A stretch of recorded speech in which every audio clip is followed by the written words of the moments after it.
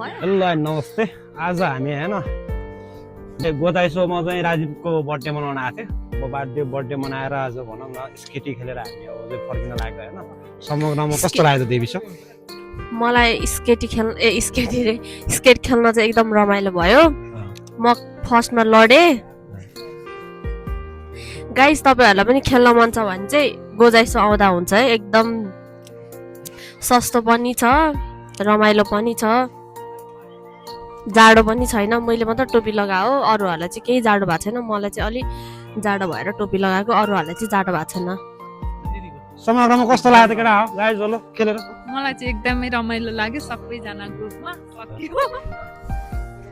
यो चाहिँ मेरो पहिलोचोटिको अनुभव हो अनि पहिलोचोटिको अनुभव गर्नु पाउँदा चाहिँ एकदम इन्ट्रेस्टिङ मजा लाग्यो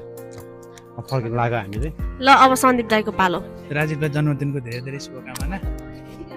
पहिला हामी यो ठाउँमा आयो हिउँ खुल्यो रमाइलो भयो त्यही नै हो सबैजना सन्चै हो हामी चाहिँ आज सुकी खेल्न आएको स्की खेल्न आएको एकदम रमाइलो भयो तपाईहरुले यहाँ भ्यू पनि देख्न सक्नुहुन्छ यस्तो रमाइलो भयो कि गाइज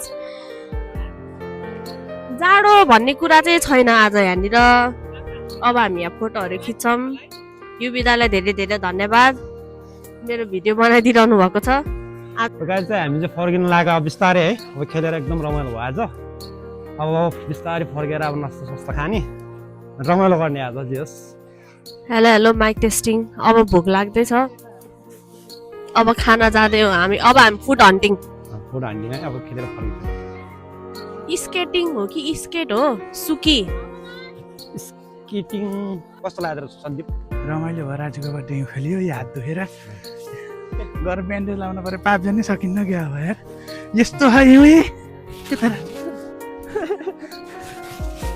यस्तो राजीवको बर्थडे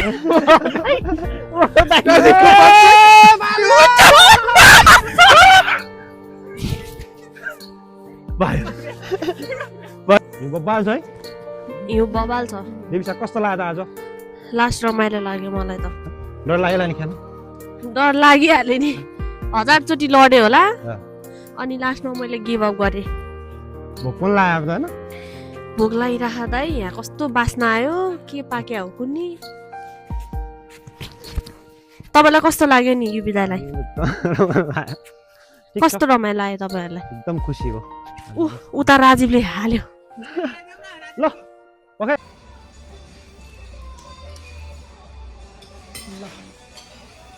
तपाईहरुको तिर त सुँगुरको सुकुटी बनाउँछ